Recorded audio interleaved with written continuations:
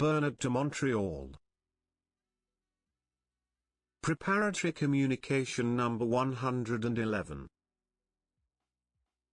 Beings at the center of the earth.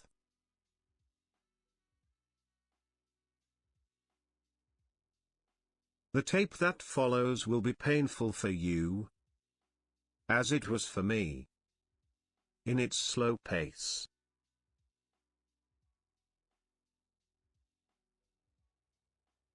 But I would appreciate it if you listened to it, supported it.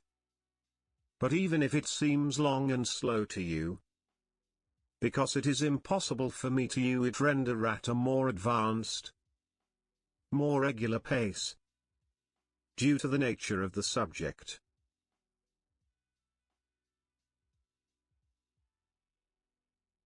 According to the answer I will get from this tape, it will be possible for me in the future to begin to report to man about the universal structures that we let's call the mysteries.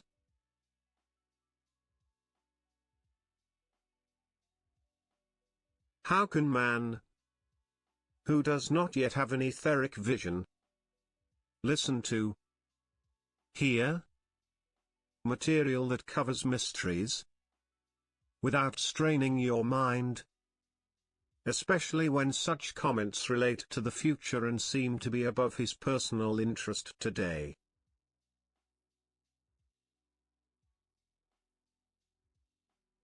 There is only one answer to this question: the man who is gradually moving towards consciousness must get used to it.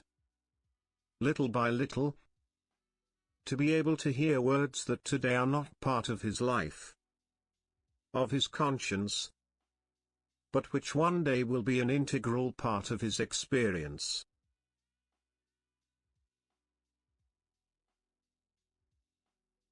So we want to slowly prepare humans for concepts and ideas that are irrelevant not today from his experience, but who tomorrow will be part of his work and of his life, on the material plane as well as on the etheric plane.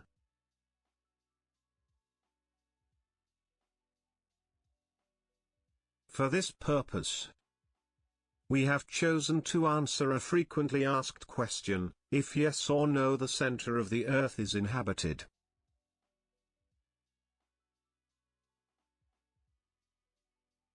The answer is affirmative. The center of earth is inhabited by men who have intelligence.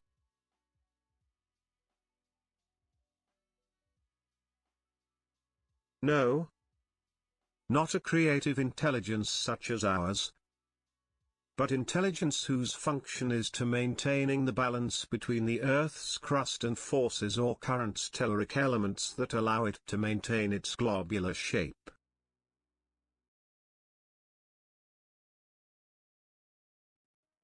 These beings from the center of the Earth are not as gifted as we are in the sense of vision, so they do not have to use an astral body.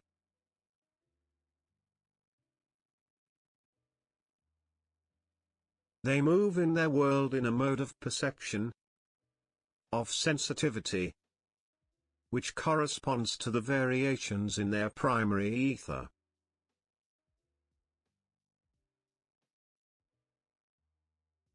These men are part of a humanity that has never experienced the material body as we know it.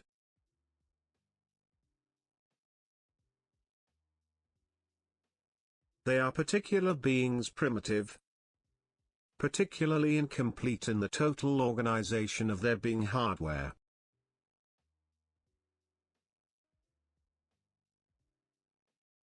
They evolve at the center of the Earth because they are thus protected against the heavier ethers which, over the ages, have been used to create man and of the different forms of life that exist on the Earth's surface.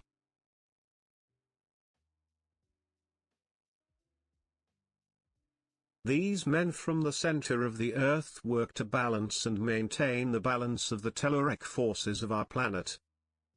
Not for the benefit of man, but for their protection as a group. Telluric forces are major primary powers on Earth and have an effect on all realms of our planet.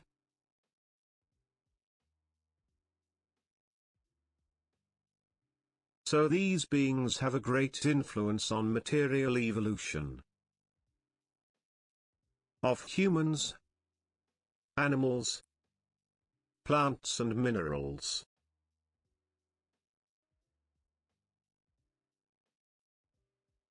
One day, when man is endowed with etheric vision, he must be able, on the primary planes of their existence, to contemplate the vision of these men and not be disturbed by the memory of the form that he knows in his relational experience with humans or beings on the surface of the earth.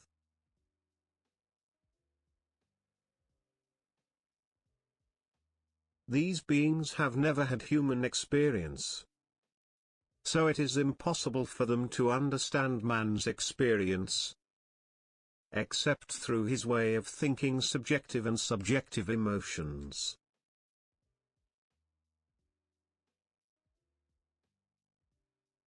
And it's the record in the ether's subtle aspects of our emotions and thoughts that allow them to recognize the existence on the surface of the globe of beings substantially different from them.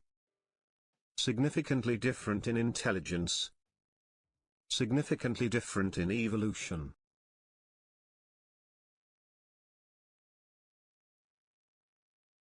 The center of the earth, where these beings evolve, is not a center in the sense that we could or could imagine it according to our spatial conception.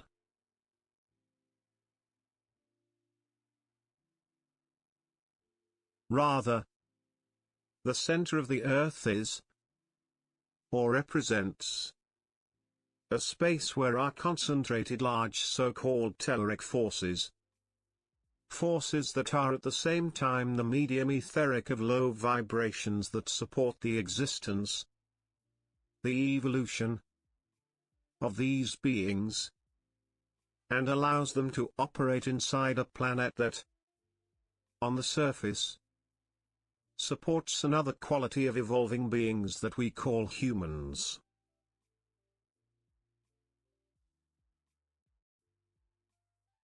So these conditions that, for us, are telluric, magnetic, very close to the mineral, are very vital conditions for them.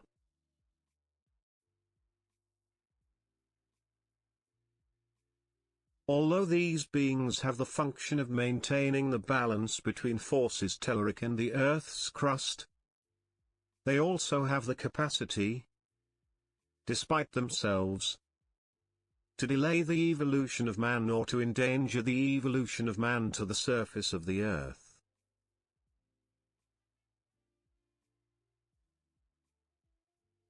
Because they have the sensitivity required to perceive human emotions and subjective thoughts, they have the ability to make use of this subtle material to build increasingly dense bodies that could possibly, as they hope, give them access to the vision, to the material view that we possess, which would be equivalent to possession for them from light, to experience light, which would be a new internship for them of evolution.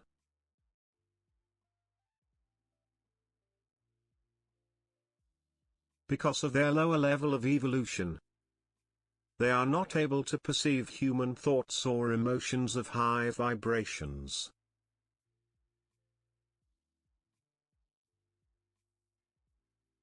But they are able to perceive and use base thoughts and emotions vibrations in order to eventually form a dense body, which would allow them possibly here to be able to see this light that they lack and that constitutes what we esoterically call the underworld.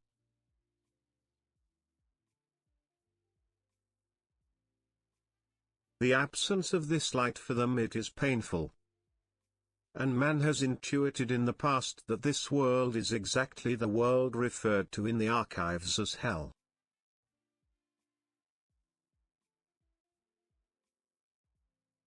So while they are deprived of vision, light, creative intelligence, their power on earth grows because man himself is generating more and more thoughts and ideas, emotions of low vibrations, instead of generating energy that is born from its creative awareness.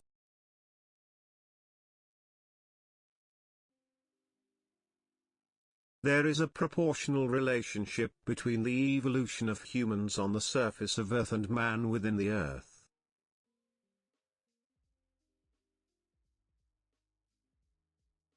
And that proportionality has become, today, at the end of the 20th century, more and more equalized because humans became more and more unconscious.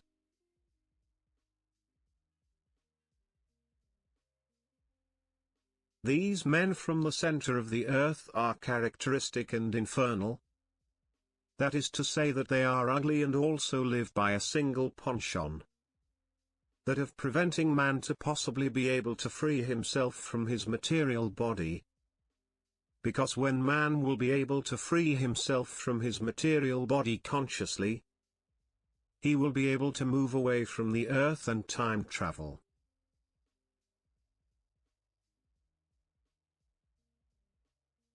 And this evolutionary displacement would prevent these beings to be able to continue their evolution using karmic equipment from humanity for the construction of denser bodies materials.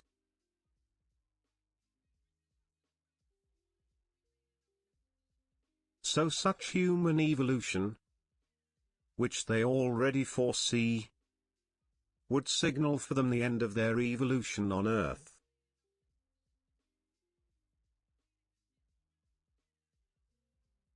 So for these beings, the evolution of man, the evolution that is coming, is definitely a threat.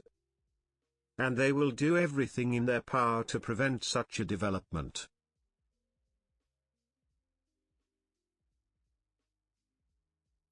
Unfortunately, humans believe that only beings on the surface of the earth have a direct influence on their destiny.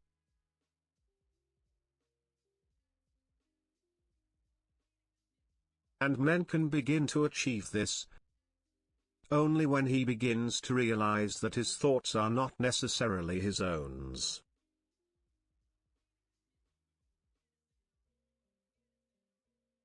If clairvoyance exists as we have evidence of it in life, it is clear that there are many more invisible activities that affect man's destiny on the material plane than his senses, dulled by the materiality of his body, that would have us believe.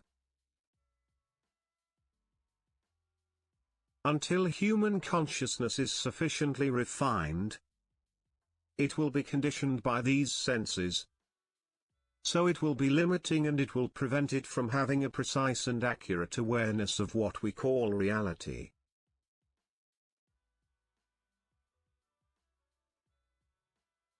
Naturally, human awareness, the beginning of this awareness, must be done at the level of his mind.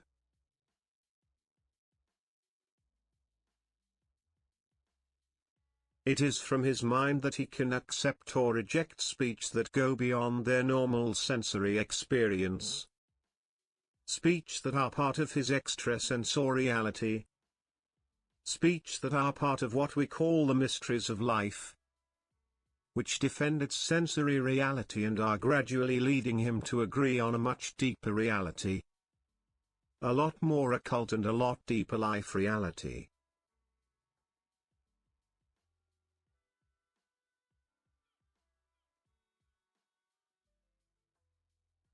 Men from the center of the earth constitute the old rearguard of humanity.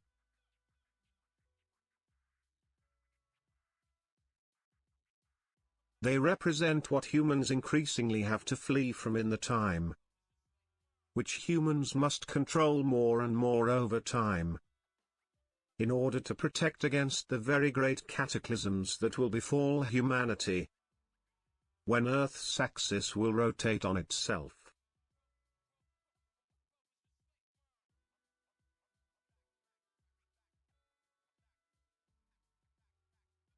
The greatest danger facing humanity is not the danger or the dangers that could arise from confrontations between nations, although these dangers are very great. But the greatest danger facing humans, it is the danger that arises from the activity of these beings.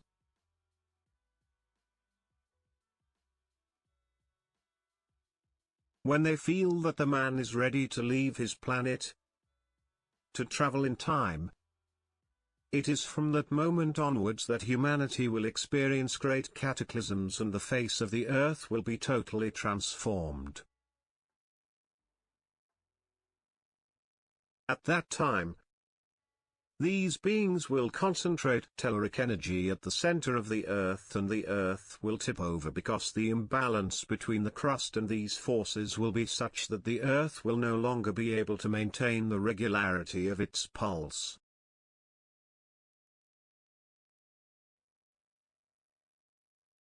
And the switchover of the earth will cause the continents to slide over the liquefied layers and gaseous gases that keep them in a more or less calm state today, in a more or less static state.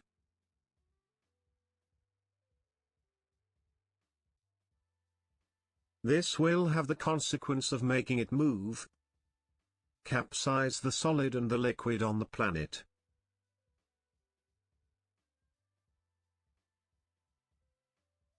It will then be necessary for man to be able to control these forces, these intelligences, in order to restore balance to the earth, to reconstitute a face, and in order to allow humanity to continue its evolution.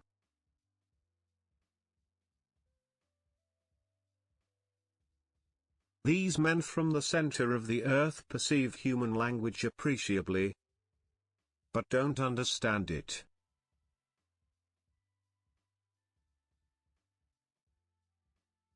That is why they have a natural distrust of humans, and this mistrust colors the nature of their activities against humans, and it is impossible for them to understand the intentions of man.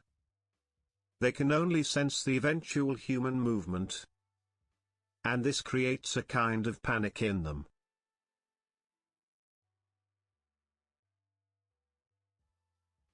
Over the next few generations, mankind will see increasingly intense and renewed geophysical activity on the surface of the earth. And man will understand, some men will understand, that there is indeed a link with the activity of these intelligences at the center of the earth, which are becoming more and more frantic.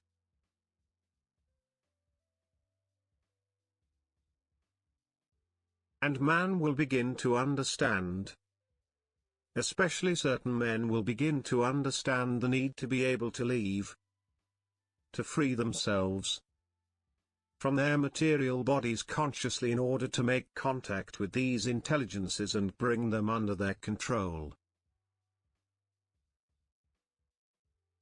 Man will discover that this geophysical activity occurs at points of the globe's more and more paradoxical points. Points that in the past had not been affected, and who are now beginning to report profound changes within Earth's consciousness.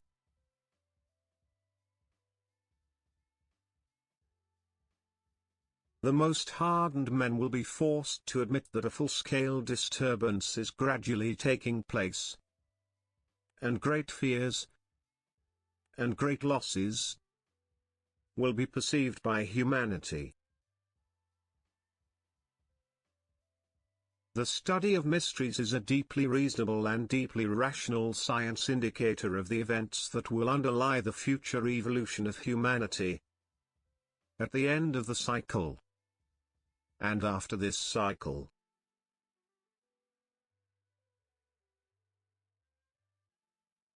Man cannot remain blind indefinitely. because eventually he will have to pay the price for his blindness.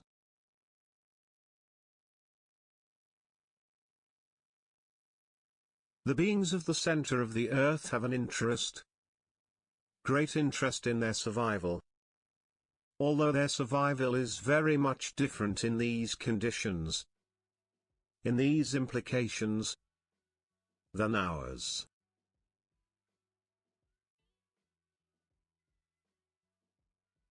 And it's not only at the level of our mind can we understand the importance of the balance be restored between their intelligence and ours.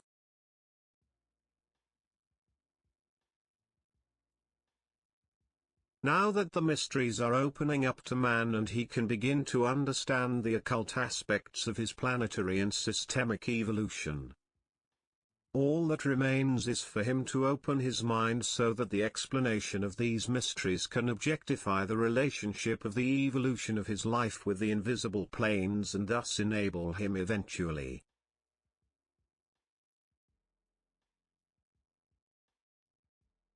because of the evolution of his mind, because of his eventual ability to see the invisible, to understand and to be able to maintain the balance between what he needs and what other races more primitive than his also need for their own survival.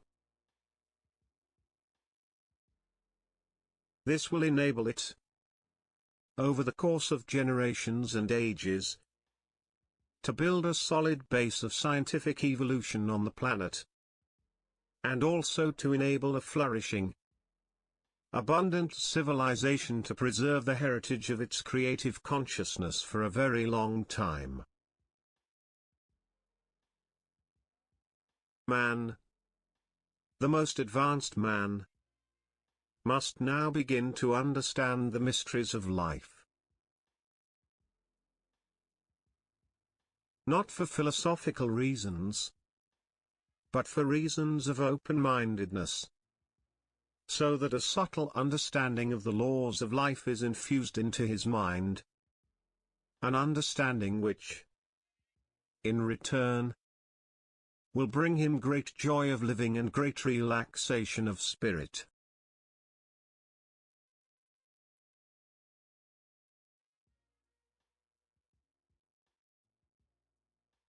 In this way, a sufficiently high and powerful vibration will be produced in him which, later, when he is sufficiently advanced and prepared, will enable him to express himself outside his material body.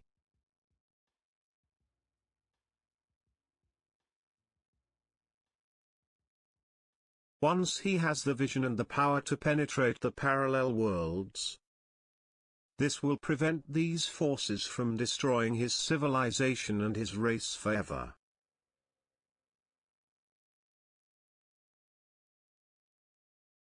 We are no longer in the age of occult superstition.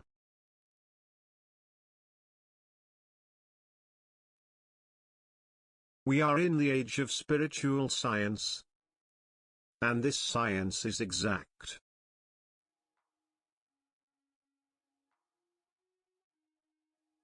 And those who have the capacity to absorb it will enjoy the vibratory rate that it can create in the mind, enabling them eventually to become free in spirit, therefore able to separate themselves at will from their materiality in order to extinguish, on the parallel planes, the fires that threaten to destroy their planet. The latter will then have the science of the invisible and the science of matter, which will enable them to protect themselves against the astral forces and the telluric forces which will then threaten humanity more and more.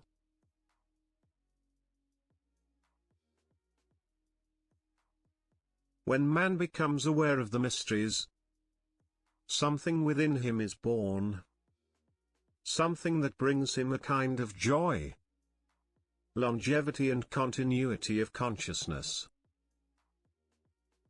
And this new vitality in the mind seems to come from the great depths of his being, and has the power to neutralize what has always been an existential consciousness within him.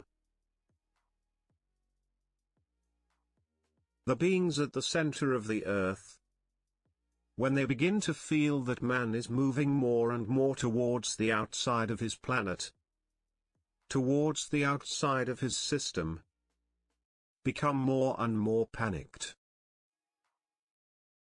And it is this kind of panic that is dangerous for man, and which will one day have to be appeased by man himself.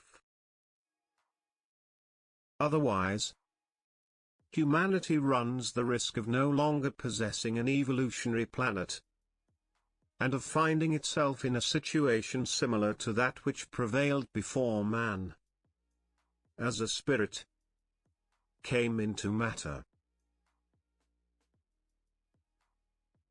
Such an experience is painful for the spirit of man, because it is obliged to wander in the cosmos instead of building for itself in a material body, a condition of existence that enables it to vitalize matter and imprint its evolving perfection on matter. What prevents man from grasping the reality of the mysteries is that as long as his planet is safe, as long as there is not too much turmoil on his planet, he has the impression that things can always be sorted out.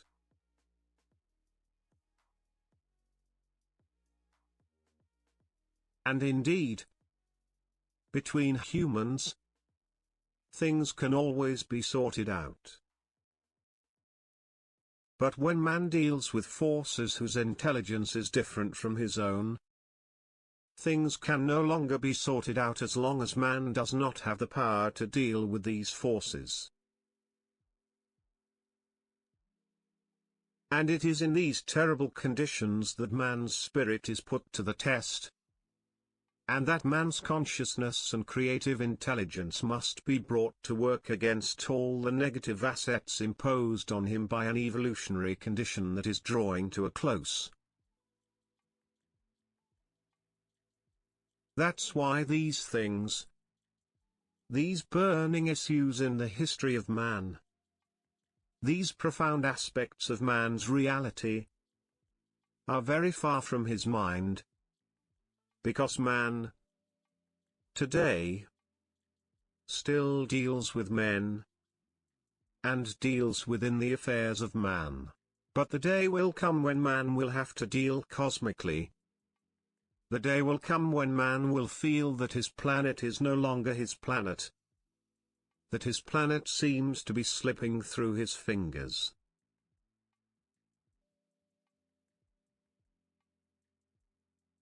And when that day comes, the few men on earth who have the vision, the power and the might will be the ones who can and must re-establish order.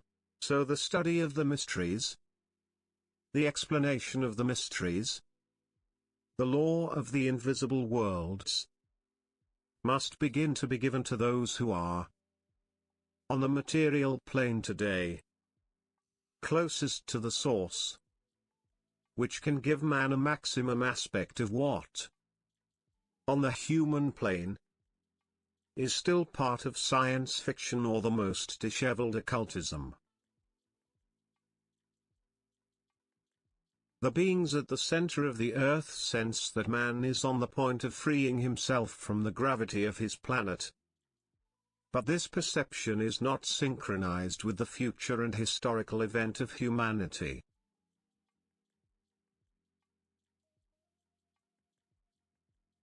This is why, already today, we can begin to feel the work that is being done in the depths of our globe.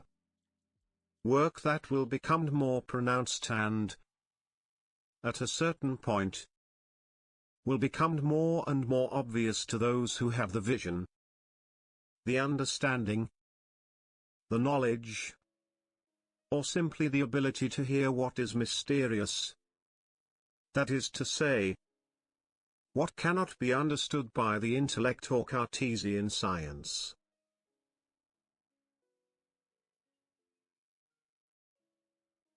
It is now important for man to realize that the word man, that the concept of man, is not a concept that draws or manifests its reality only on the surface of our planet, but that this concept of man exists and manifests itself on different planes of reality.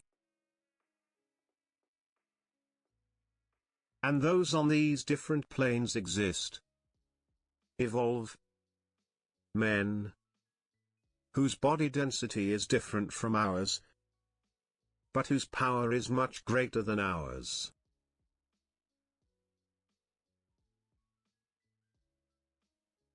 Even if the forms are different, even if the material and physical beauty of the outline is different, the power of their intelligence, the power of their energy is enough to completely transform the future of a civilization.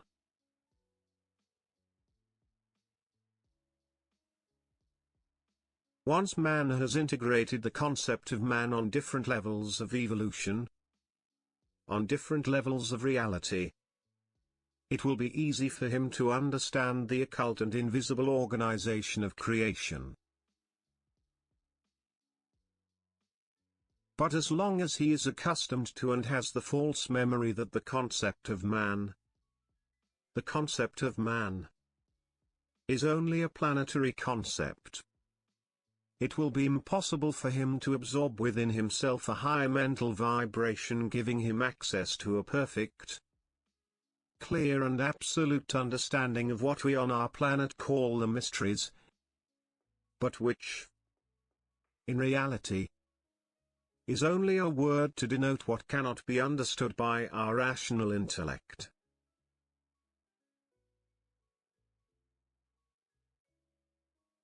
These men of the center of the earth are particularly well suited to maintaining the balance between the earth's crust and the earth's telluric forces. Unfortunately, in one sense only, these beings do not have the capacity to be sheltered from our negative thoughts and emotions, which give them the opportunity to develop a denser materiality, an opportunity which, on the evolutionary level, makes them more and more dependent on man. So it's normal in a way that man's future evolution, the one that eventually projects him outside his system, creates a kind of anxiety for them. A kind of dependence that could be devastating for humanity if the laws of the invisible were not one day understood by man, at least by a certain number of men on earth. This is why the explanation of the mysteries has become imperative today, and constitutes for man a new school, a creative school which, naturally, in the course of generations, will enable man to enter into contact with the sublime, subtle planes of matter, where he will be able to work creatively with forces which, instead of harming him, will serve him. Man is not sufficiently conscious to prevent low vibrational energies from being used by beings as primitive as those at the center of the earth.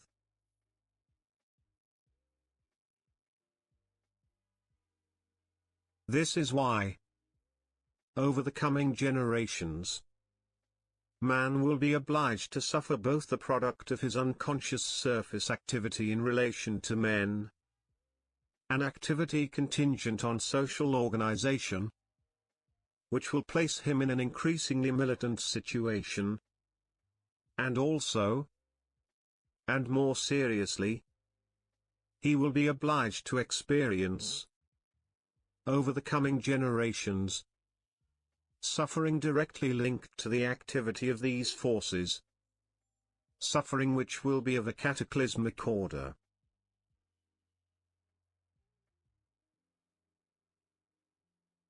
And all this for the simple reason that these intelligences will not want man to move away from his planet. This is why it is essential that a new race, a mental race of men, can awaken and evolve rapidly, so that one day we can prevent what would naturally be a planetary cataclysm. People will ask, why do we need to hear these things? What use are these things to us?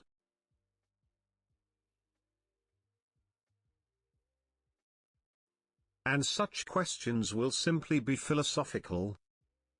For the understanding of the mysteries alters the spirit in man, raises his vibration, and eventually leads him to be able to benefit from etheric vision, eventually leads him to be able to use his spirit to work on the subtle planes of reality, so as to allow evolution to continue and man to continue his ascent towards more creative and constructive stages of his evolution.